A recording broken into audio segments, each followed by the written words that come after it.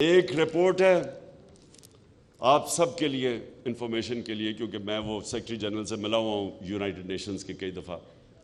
اس نے ایک پینل بنائی اور بتایا کہ یہ امیر اور غریب ملکوں کے اندر فاصلے کیوں بڑھتے جا رہے ہیں، کیوں غریب ملک غریب ہوتے جاتے ہیں، امیر ہوتے جا رہے ہیں. انہوں نے ایک سال ریسرچ کی اور یہ ذرا غور سے سنیں ان کی فائنڈنگز کیا تھی. انہوں نے کہا کہ غریب ملکوں سے ہر سال 1700 ارب روپیہ ان کی ایلیٹ، ان کے سیاستدان، ان کے وزیر اعظم، ان کے پریزیڈنٹس، ان کے منسٹر چوری کر کے، منی لانڈرنگ کر کے آف شور اکاؤنٹس اور امیر ملکوں میں بھیجتے ہیں، لنڈن جیسی جگہوں میں، جس طرح انہوں نے بڑے بڑے گھر لیے ہوئے ہیں اربوں روپے کے. تو یہ پاکستان کا صرف مسئلہ نہیں ہے، یہ سارے غریب ملکوں کا مسئلہ ہے. وہاں زرداری اور نواز شریف خاندان بیٹھے ہوئے ہیں جو پیسے چوری کر کے باہر لے کے جاتے ہیں اور قانون ان کو نہیں پکڑتا. قانون صرف وہ جو چھوٹے چور بھرے ہوئے جیلوں میں ان کو پکڑتا ہے، جو میرے نبی صلی اللہ علیہ وسلم نے پہلے سے ہی کہہ دیا تھا کہ قوم آگے بڑی تباہی کی طرف جاتی ہے. آج آپ کے سامنے یہ جو مثال ہے کہ شہباز شریف کو اور حمزہ شریف کو سزا ہونے والی تھی ایف آئی اے کے کیس میں، 24 ارب روپے کی انہوں نے 16 ارب روپے نوکروں کے نام پہ پیسے اکٹھے کیے تھے، جدھر مقصود چپڑاسی کے پاس صرف 4.25 ارب روپے تھے. 375 کروڑ روپیہ ایک چپڑاسی کے نام پہ آئے تھے جس کی 15,000 روپیہ تنخواہ تھی، چوری کا پیسہ تھا. تو جب اس کو سزا ہونے لگی وہ اس کو پرائم منسٹر بنا دیا گیا. تو میرے وکلا یہ غور سے سن لیں، یہ جو ہوا ہے ہمارے ملک سے یہ ایٹم بم سے زیادہ تباہی ہے. کیونکہ اگر آپ نے صرف غریبوں کو جیلوں میں ڈالنا ہے، غریب کی چوری کتنی ہوگی؟ بھینس چوری کر لی، موٹر سائیکل یہ کر لیا، وہ کیا کتنی چوری کر لے گا وہ؟ زیادہ سے زیادہ پیسے زمین اپنے گھر کے اندر اپنے بسترے کے نیچے دبا دے گا. لیکن یہ جو اربوں روپے کی چوری ہے سیدھے ملک سے باہر جاتی ہے، کیونکہ ملک میں پیسہ نہیں چھپتا، ڈالر لے کے باہر بھیجتے ہیں، اس کے اوپر روپے پہ پریشر پڑ جاتا ہے، آپ کی کرنسی گرتی ہے، ہر چیز مہنگی ہوتی ہے، غربت آ جاتی ہے. اسی لیے سارے ملک دنیا میں غریب ہیں، کیونکہ طاقتور کی چوری وہ نہیں روک سکتے. اور جو امیر ملک ہیں، اب سوئٹزرلینڈ میں کیا ہے، میں بار بار مثال سوئٹزرلینڈ کی کیوں دیتا ہوں، میں کئی دفعہ گیا ہوں سوئٹزرلینڈ. آپ یقین کریں ان کے پاس پہاڑ ہے اور ان کے پاس کچھ نہیں ہے. میں آپ کو یقین دلاتا ہوں کیونکہ میں نے سوئٹزرلینڈ بھی گیا ہوں اور میں سارا اپنا یہ پختونخوا کے اور ناردرن ایریاز دیکھے ہوئے ہیں. جو خوبصورتی اس اللہ نے اس ملک میں پہاڑوں کی خوبصورتی دی ہے میں نے دنیا میں نہیں کہیں دیکھی. لیکن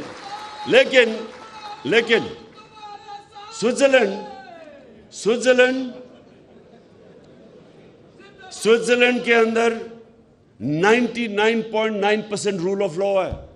جو رول آف لا انڈیکس ہے یعنی کہ قانون کی بالادستی، وہ 99.9% ہے.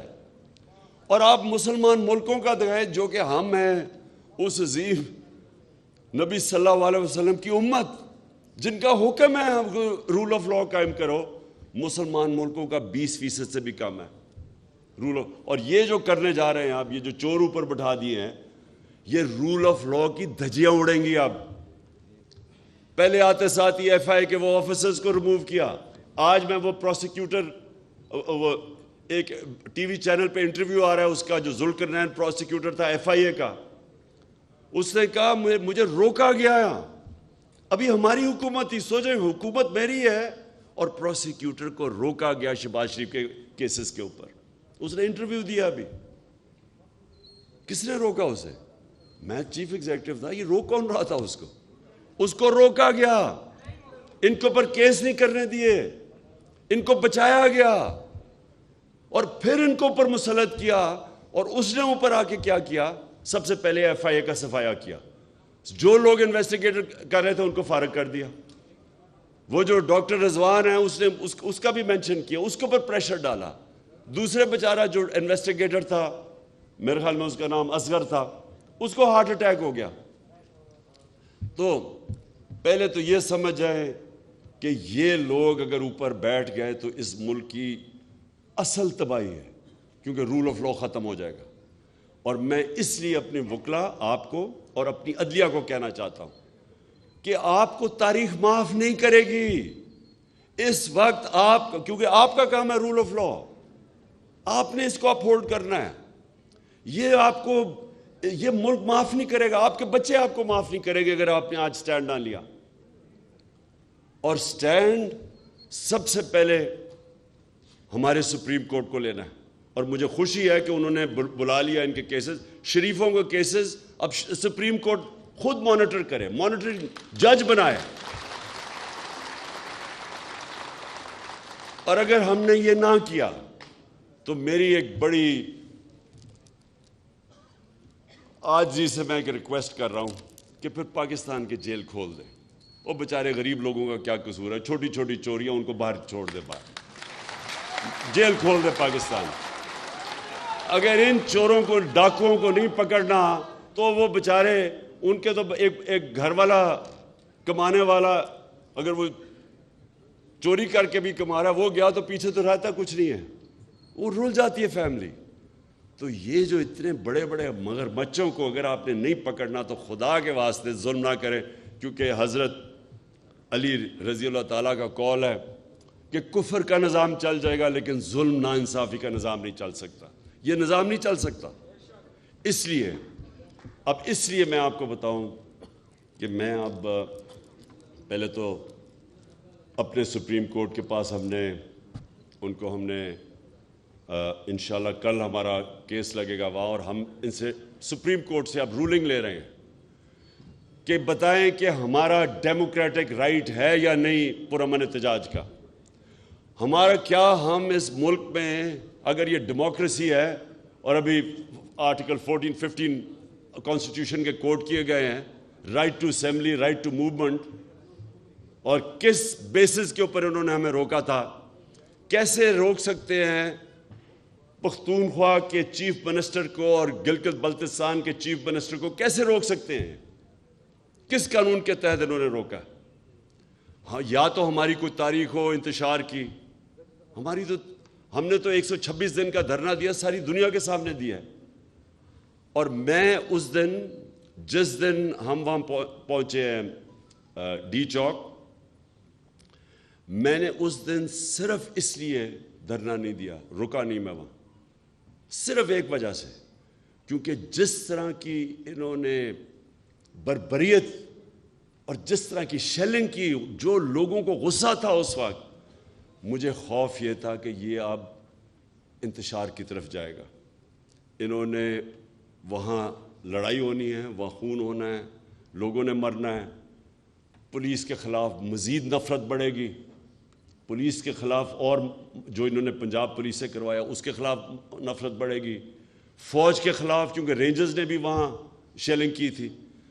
میں اپنے ملک کو یہ نہیں چاہتا تھا کہ تقسیم ہو, انتشار ہو, بٹے, دشمنوں کا فائدہ ہو.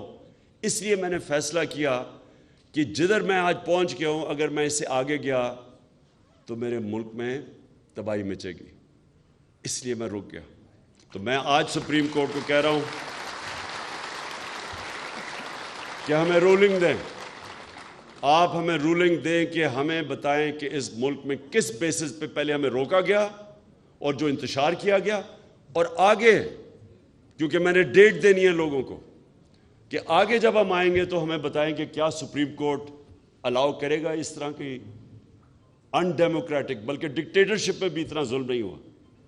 اگر سپریم کورٹ ہمیں پروٹیکشن دیتا ہے تو وہ ایک ہماری اسٹریٹجی ہے. اگر وہ نہیں پروٹیکشن دیتا, پھر میں آج آپ سب کے سامنے کھڑا ہو کے یہ کہہ رہا ہوں کہ پھر میری دوسری اسٹریٹجی ہوگی, اور وہ اسٹریٹجی ہوگی پھر کہ جو بھی یہ رکاوٹیں پیدا کریں گے ہم پھر پلان کر کے جائیں گے. اب تیاری ہم نے کی نہیں تھی اس باری تو ہم نے تیاری نہیں کی تھی.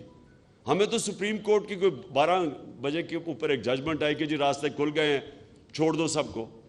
ہم تو اس لیے ہم بالکل یعنی نہاتے کا ورڈ غلط ہے، یعنی ہم بالکل انپریپیئرڈ جا کے پھنس گئے، اور جو انہوں نے عورتوں سب سے کیا، اس بار ہم تیاری کر کے جائیں گے۔ لیکن میں آج یہ کھڑا ہو کے کہہ دوں کہ یہ میرے لیے جہاد ہے، میں کسی صورت ان چوروں کی اور امپورٹڈ حکومت کسی صورت اسے قبول نہیں کروں گا۔